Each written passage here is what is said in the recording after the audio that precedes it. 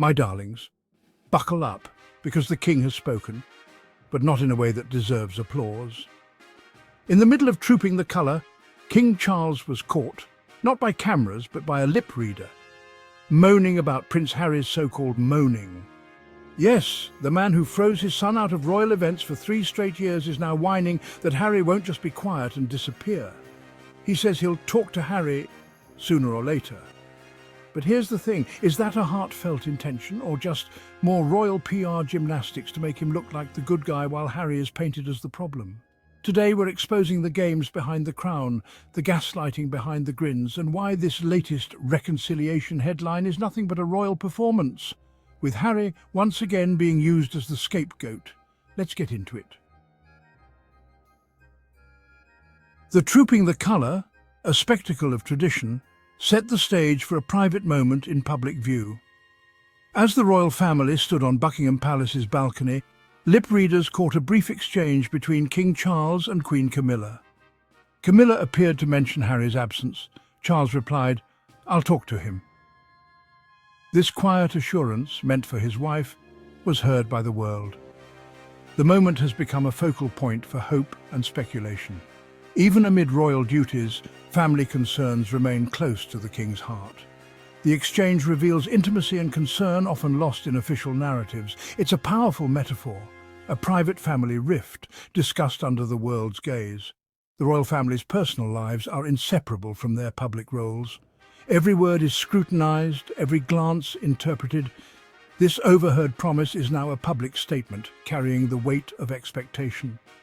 The world waits to see if it leads to real change. What does "I'll talk to him" truly mean from a monarch? Is it a father's heartfelt promise, or a strategic move to soften the royal image? Some see genuine intent, Charles reflecting on his legacy, seeking to reconnect. Others suspect palace strategy, a public gesture to shift responsibility onto Harry. The royal family knows the power of image. A promise can manage perception without real change. The sincerity of the king's words will be judged by what follows. True conversation requires more than words. It needs empathy and vulnerability. Will this be a heartfelt dialogue or a formal constrained meeting? The world is watching. Will this whisper of hope become meaningful dialogue or fade as another royal soundbite? Only actions, not promises, will reveal the truth. The next steps matter most. The history of Charles and Harry is a study in contrasts. Harry has chosen public vulnerability, speaking openly about his pain and seeking accountability. He's extended olive branches, even visiting his father after a cancer diagnosis. His approach is direct. "Here is my truth. Let's talk." In contrast, King Charles and the palace have maintained public silence, upholding the royal mantra "never complain, never explain." Official responses are rare, and the Sussexes are often excluded from major events. This difference in approach is the heart of the impasse. Harry seeks open dialogue. The palace prefers tradition and privacy.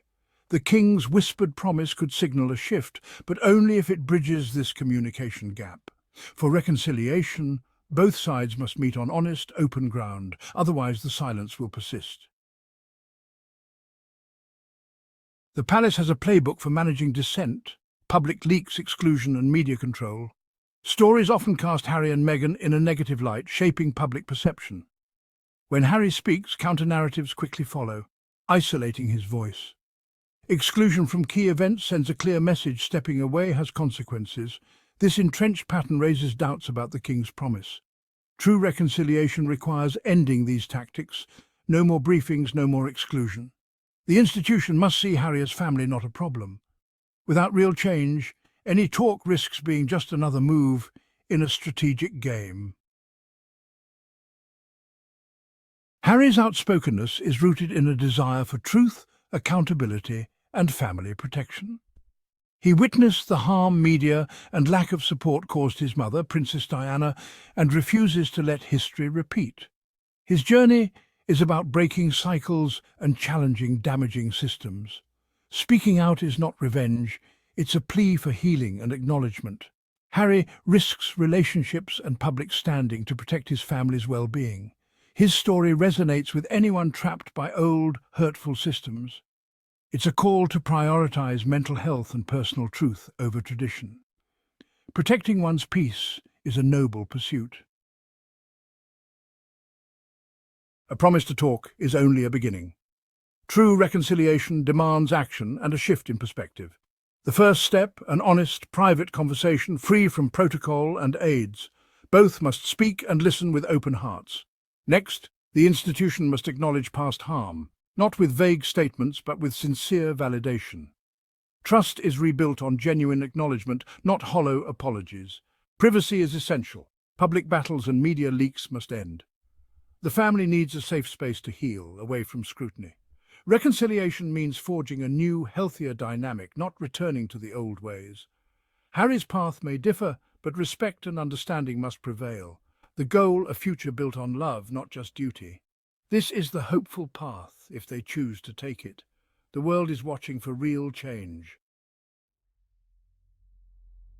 This royal story mirrors a universal struggle: tradition versus truth, facade versus vulnerability. It urges us to question old systems and support those who break harmful silences.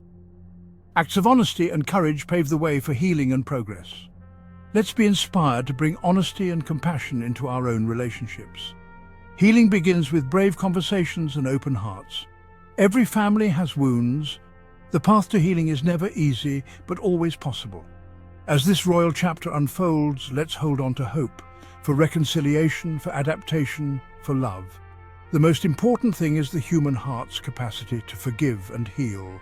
So, my darlings, come through strong for Harry, because once again, the world wants to pretend he's the problem, while the crown hides behind staged concern and whispered promises.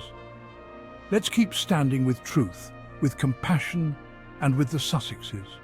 Drop your thoughts in the comments. Do you think King Charles is genuine, or is this just another palace PR game?